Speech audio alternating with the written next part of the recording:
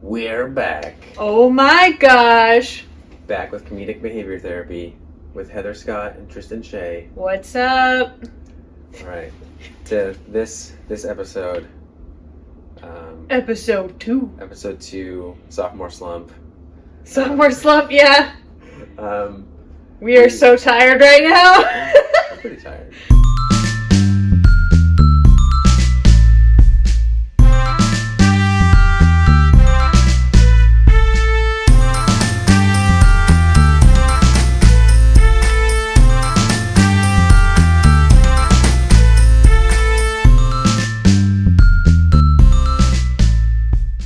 We did want to talk about how we met and started like doing comedy. Yeah.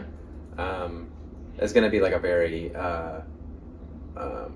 what's the word I want to look for? Like TV edited, you know, like when they like a movie, like they have to cut out all the. Are we doing PG? Yeah. Okay, we'll do the PG version. The PG version, or at least like it's like director's cut or something. Director's cut. Okay, so you start. Yeah. So I guess it starts with a kind of like a shout out if anyone's a part of like the Columbus comedy community. Woo! The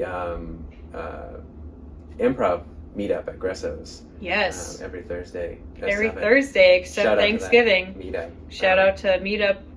But yeah, that was how I decided I wanted to get into comedy. Mm-hmm. So it was like earlier, like right at the beginning of the year. Yeah. I was like looking for ways to get involved in comedy, Mm-hmm. and I thought, why not start with improv, because I knew that like that would be the big thing that I struggled with on stage, is like just like freeing my mind. Yeah. So I was like, oh, let me go to improv and like let out my inner theater kid.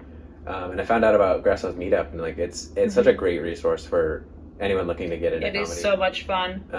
Literally anybody can be like, you can like never have done anything related to comedy, and they'll let you Yeah. play games and stuff, and like you can go up and try things, and Yeah. they'll like teach you as you go. So really like building up Gresso's meetup. So like yeah. we're all like welcome, it is but- really fun. You will meet so many fun characters, and doing improv as a comedian is so, I think, vital, because there's so many transferable skills, like just being able to think on your feet and people just yelling random things at you.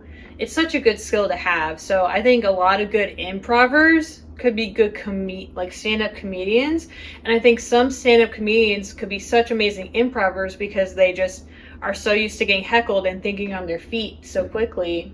Yeah, and I think that one of the big things about improv that like helped me is there's like more of like a humility to it. Like stand up Mhm. is like you're one person on a stage. You're trying to Mhm. impress a room full of people by yourself. But improv is so collaborative, Mhm.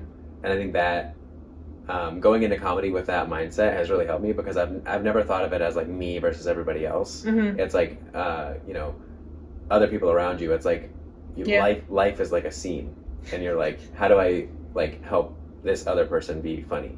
Yeah, Like it's. that's like the core of improv. I think a part of like also is that you have to treat improv and I think stand up as a conversation you're having with someone else. So if it's like your scene partner or like talking to the crowd, like I've seen so many people talk at crowds, but not talk to crowds. Yeah. But I mean like you're like, hey, how are you? And like you ask somebody something that's related to a topic you're going to tell the joke about, then you go into the joke. I think that's how you set it up, and that gets them really involved. Like you're talking to them, not at them, because I see people get up there and they just start going in the jokes and nobody's paying attention, and then nobody laughs because nobody feels connected to what you're saying. Well, and that's part of like the transferable improv skill. Is like when you're doing improv, you have to be interested in the Yeah. other person's character. And so it's like if you're doing that on stage, if you have that like in your back pocket of like Mhm. like I'm interested in this other character, it's like you're interested in the audience member. So you're Yeah. like, what's your name? What do you do? Like that's where all Yeah. of the crowd work kind of stuff comes from. But even not just like crowd work, it's like if you run out of like, if you've written something one way and you're like, I cannot remember what the next sentence of this joke is. It's Yeah. like you just make it up. You just like, make I've it done up. that on stage where like I realized I was like lost in the middle of a joke and I completely made up a Yeah. different ending to the joke. And I mean, it didn't go great, but like No. it's just like different like transferable skills. But yeah, so shout out to Gresso's, shout out to improv in Gresso's. general. Well, I'll be that's a rare like part of the Venn diagram when you're like you're like okay with both crowds of people, especially like in Columbus. Yeah, it's interesting because like not a lot of like, at least when we first got into it, which is probably almost like 6-7 months ago now. Yeah, closer to 8. Yeah, going on 8 of when we met at improv, and then we became like stand up. And I had some background in stand up, and I was like, I asked Tristan, I was like, hey, come with me.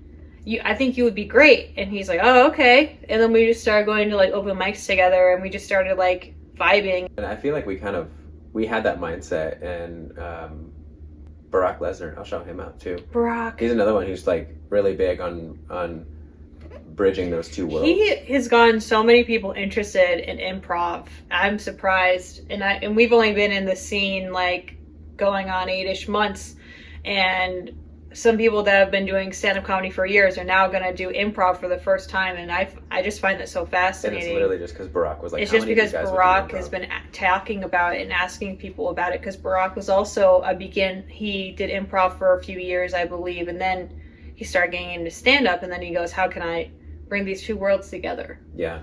So I feel like he's sort of like my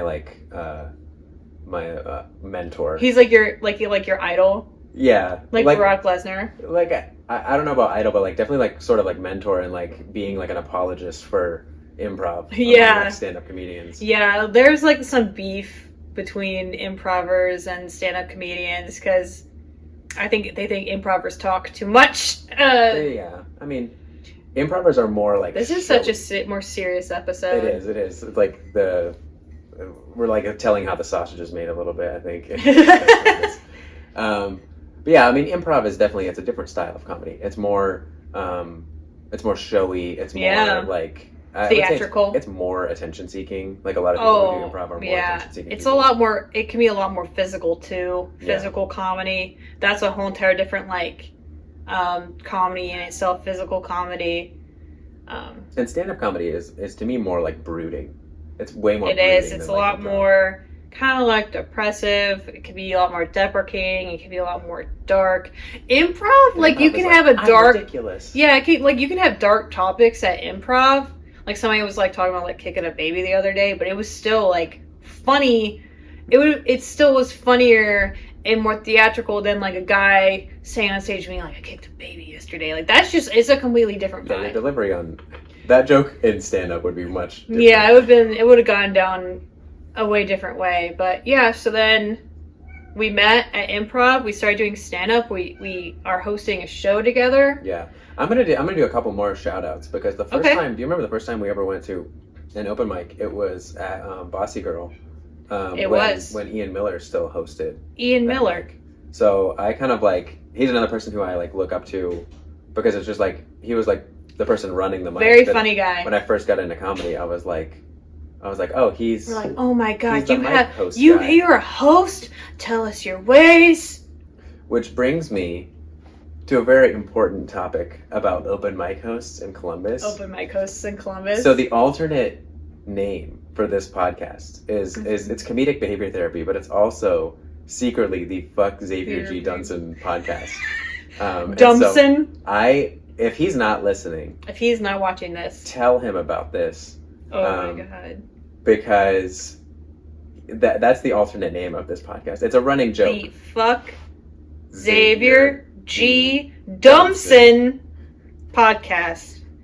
I'm going to say that nice and slow for you, Xavier. Dunson. It's Dunson. It's Dunson. But, no, we love Xavier. We love Xavier so much. All the open mic hosts in Columbus are amazing. Sister Lou at the Attic. She's good. Xavier all over the city. Oh my God, Xavier's everywhere. Murph, like Batman. Saver. Like all of the open mic hosts. That's one thing that's in like doing comedy in Columbus, is that there's so many different opportunities to get stage time. Yeah. And it's a lot less competitive than other cities would be to like get that stage time. There's so many people who give. People are very welcoming. People are very welcoming, and if you first show up and you're like, I don't know anyone, and then it's kind of awkward, but like it's because everyone is kind of awkward because we're all comedians and they're all kind of quiet people, which is hilarious. Is that like how like the quietest people are the funniest people sometimes. But yeah, everybody's so sweet. Everyone is so welcoming, especially female comedians. Shout out to all my female comedians in Columbus. I love every single one of you. I was like, we're going down the roster. Like, we are, but like I was gonna say, you were talking about how like Barack was your type of mentor. I see Xavier as like my sort of mentor. Mm-hmm. He's given me so much good advice, and same. he's such an amazing, just like funny guy, and I cannot wait to have him on here. Yeah, that was the thing, is like we want him to be like a very early guest. We want him to be like one of the first guests on here. Like, he will steal the show for sure. Yeah, this is just like this is such a more serious like thing than the first one. Yeah. But like all these people that we're shouting out, like they're all people that I want to have on this podcast. We'll have every single one of you on here. They've like somehow influenced like my like journey into stand up, and so I think like sitting down and having that conversation with them would just be interesting. It'd be so funny, and we, just talking about topics, especially like they're funnier than us. All these people we listed are way funnier than us, and so having them on here and just talking about random topics with them is like my dream come true. Yeah. So yeah, that's been from Gressos to now. From Gressos to improv to doing stand-up together to having our own show and now our own podcast together. Yeah. We like each other that much. Like, we like each other as like good friends. Yeah. It's strange. We're like besties. Like we're like besties, but we also hate each other. No, we don't. We're like best frenemies. We are. There's not a lot of people that like will roast me as hard as I can roast them. Yeah. And so then talking to you, I was like, this person is gonna be my best friend. Oh my god. I will get absolutely flamed, and then I'll just be like laughing, and like not a lot of other people do that. People that's the thing though, is like having someone that you can like roast or like be roasted by, but they mean it in like the best way. And it's so interesting because I am such a roaster just naturally. I don't know. I can't explain it. I think it's just called being a bitch. But but like Tristan is such a little bitch back though. And little bitch. And I just love, like, I know Tristan means it from the bottom of his heart when he says you're a bitch or something to me, and I was just like, I know. And I usually cannot. I would say that's like such a unique relationship, because I usually never let anybody roast me back because I'm a little sensitive. But I don't know. He can give it and he can take it. Yeah, I remember like because I like recently got a haircut. It was like you hadn't seen me in like a week. Yeah. And I was like, yeah, you were like, oh, nice haircut. And I was like, yeah, I got sick of looking. You were like Lord Farquaad. It was like no hesitation.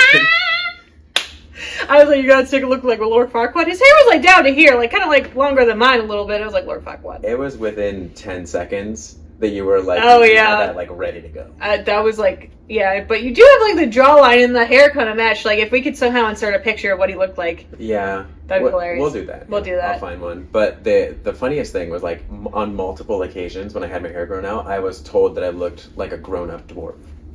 And you looked like a full-grown Peter Dinklage. Yeah. And I looked at myself in the mirror after like the third comedian said I don't even know who said that to you. Ty Erskine. He was the first one. Oh my fucking god. Ty Erskine is hilarious. We went and did a show in Dayton, and there was a guy. There was another guy that said that? Yeah.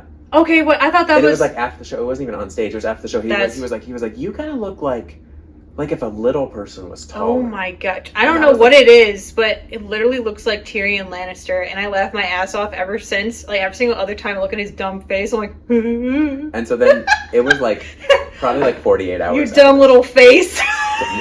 Your dumb little face.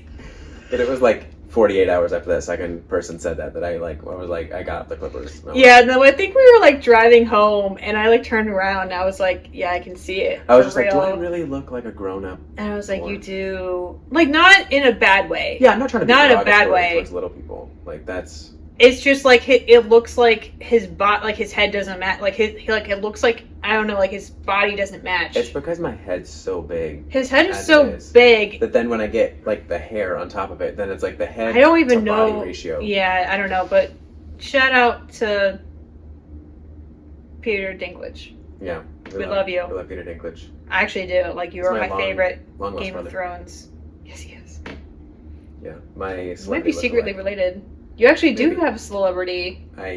Do we? Celebrity. We'll tease about it. Tristan is actually related to a very famous celebrity that just rose to fame. Yeah. And we'll tease about it. We'll tease it. Try to guess. Guess right now who you think Tristan is related to that just recently rose to fame. Should we say what area? They are also from Ohio. also from Ohio. We'll say that because most of my family's from Ohio. Yeah, so don't give them all the secrets. Yeah. And then, so yeah, guess below who you think it is. Guess somehow. Send in a voice message or something. Which actually brings me to my next thing, because we wanted to ask for submissions on this. Okay. We are integrating segments and things like that into our podcast. Yes, we are. I don't know what we're going to call this one, but we want to have a lot of crazy stories. We want to have guests tell crazy stories. We want to tell our own crazy stories. Yeah, maybe we should call this is this real life? Yeah. Is this real life? Did this actually happen to you? And you have to tell yes, the most insane thing actually did happen. It'll be our version of Believe It or Not. Believe it or not, is this real Tristan life? and Heather's Believe It or Not. Tristan and Heather's Believe It or Not. So I don't know. Do you have a crazy story? I do. Semi-believable. It is so believable. I don't know how much time we have, but I'll try to get through it. Okay. So what reminded me of this story is this morning I was watching this video of these guys trying a cramp simulator where they would get period cramps, and it was a massage thing that they could turn up, and it would give them electrical pulses to simulate menstrual cramps. Pelvis? Yeah, it was connected to their belly and their back area, and they could turn it up, and it would just shock them, their muscles, and spasm muscles. Tense it all up. Yeah, tense their muscles like a period cramp. And then a girl commented on the video where she was one time I had appendicitis, and it was almost as painful as a period cramp I've had. And I was oh my god, this reminds me. So when I was 20, and this is all 100% true. I swear, I'm not making any of this up. It was it 2016? I was 20 years old, and it was the day before Trump got elected. Oh shit! So that's what did it. So it was real, yeah. So my body knew, and just went into my body went into shock because we weren't ready for such an interesting president. But so I had woken up that morning, and I was in this I had woken up. I think I worked at the school cafeteria at the time, and I had just finished. I thought I was finishing up my period, and then I woke up with the worst abdominal pain I've ever felt in my whole entire life. And I thought I was having the worst period cramps of my life. I just thought it was my period. But it was so it was my appendix. So from 6 a.m. I took 6 a.m. to noon. I worked, and I was working in the cafeteria. I was standing the whole time, and then I think I went to class, and I came back, and then I took 4 ibuprofen, which is double the amount I'm supposed to take. That's a lot. Then I passed out in my bed, and then I was seeing this guy at the time. Let's just say his name was Chad. I was seeing Chad at the time, and so I put on a little black, he was gonna pick me up for kind of a date or a hangout thing. So I put on a little black dress, a flats, and then I had a purse. And, that's all I had. And he took me to a coffee shop that we both know really well. So you were just going around the town. I was going around the town, and this whole entire time I was having the worst. I was in so much pain, and I literally asked him. I was hey, can you drive me to the hospital? I think something's wrong. And the whole entire time we're driving to the he was going to drive me to the student urgent care, and we got in the car, and he was an interesting guy. He liked to do stuff he liked to be very recreational with his time. So he was a rock climber. He liked a certain type of rock. Oh. And he, we were driving to the emergency room, and he was hey, did you take my rocks? I was no, I didn't take your rocks. You're I don't. And I'm in the worst pain in my life, and I was I don't rock climb. I don't take rocks. And I was I was no. He goes, but they were in my room, and now they're gone. And I was no, I've never taken any rocks from you. So he was more concerned about the rocks. He was concerned about his rocks. So he dropped me off at the student center. It was closed, and then I went to go find some. Went to go find some rocks to go rock climbing, and then I literally was okay, and I had just moved to Columbus, so I didn't know where anything was. So I literally was trying to Google. So I went to the urgent care, and I walked 30 minutes down the highway. At that point, and I'm like holding my stomach, and Like, how is your appendix even still I don't even together? know. So like I was like holding my stomach, and I was like walking, and I'm in like a black dress flats, and it started like raining. I think it was like fall. And then I had like a no phone charger. I made it to the urgent care, and then I had to wait 2 hours in the urgent care. And then they finally were like, you either have like a STD or you have maybe appendicitis. And then I called Chad, and I was like, can you drive me to like the hospital? And he swerved out of the coffee shop he was at. He swerved such out, like, and then he caused a car accident.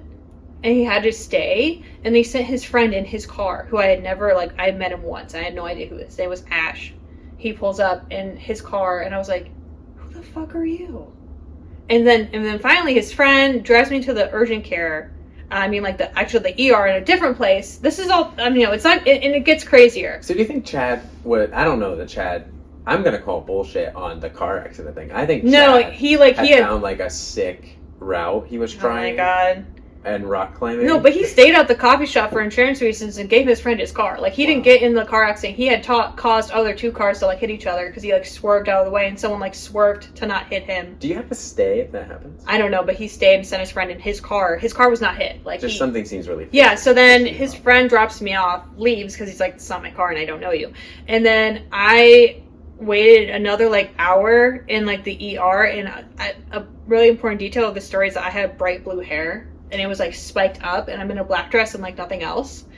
And I literally had like this guy in a wheelchair come up to me. He goes, "I'm coming." He was like rolled up. He goes, "I'm coming down. Is your hair really blue?" And I was like, "Yeah." And then like he like sat next to me the whole time. And he goes, "You can put your head on my shoulder if you want. If you need a like a." And this guy was like in his 60s. He's like, "You can put your head on your shoulder if you really need to, or if you're tired." He goes, "Can I give you a hug?" I was like, "No, I don't like touching people." And I was like, and this whole entire time, I still like I hadn't been seen by a doctor, and I had people talk to me, but I hadn't been treated. I hadn't been getting any pain medication. And then eventually, like this guy would not leave me alone for like an hour, and then I literally had like a nurse come on and be like, Miss Scott, can we like see you? I was like, yeah. They're like, is he bothering you? I was like, oh no, he's not bothering me. They're like, oh well, we were gonna give you a room so he wouldn't bother you anymore. Like, we were gonna get you seen quicker. I was like, no, he's bothering me. Please help. He's the worst. Please help me. He tried to touch me. me. And then I'm like in like a room, and they start giving me the good stuff because I was in so much pain. And then they had the TV on, like with like the like, you know, where they were waiting to hear who had won the presidency. Oh, shit. And then is that when you found out? No, I didn't actually find out until 5 days later. This is still part of the story. I know this story's like really long. I'm sorry. No, you're good. Yeah, and then the nurse, like, I had a nurse come up to me, and she was like, I was like, I'm gonna have to go vote tomorrow. I was like, I'm gonna go vote. I'm gonna go vote. Obviously, I was like a little tripping a little bit. But I was like, I'm gonna go vote. And the one girl was like, you're having surgery tomorrow morning at 8 o'clock to remove your appendix. So and you didn't even get to vote. I didn't get to vote. And then another older nurse came in, and she was like, she literally looked me dead in the eye, and she goes, why didn't you send in a ballot? Oh. She's literally like, why didn't you send in a ballot to vote? So they expected you to do like absentee because you... She's like, no. I was like, so you're saying I should have done an absentee ballot because I was planning on getting appendicitis? Yeah, you should have known. I should have known. I literally could... I was high, and I knew this girl was ridiculous. I was like, excuse me?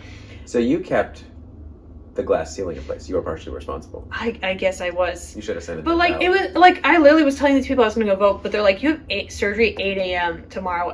My phone was dead, and no one had an Android charger. All the nurses had iPhones, because of course they did. So I had like no way to like call my mom or tell her what was happening.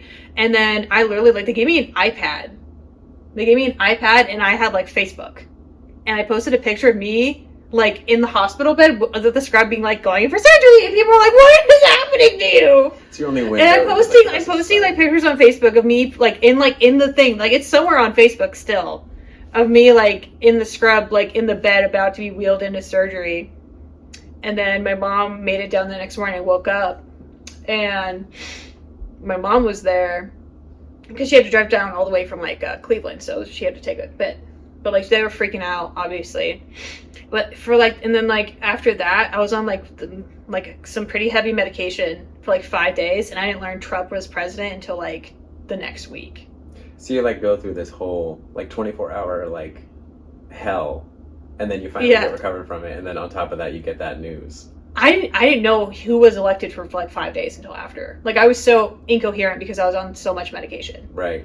And I'm telling you, when I was on, I don't even know what they gave me, but I saw so much shit.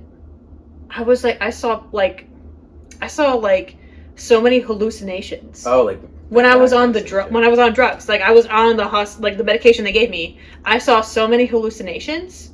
I was in a music video and girls were like twerking on me. I was like, there was like this horror scene I was in, and a snake was just like eating people.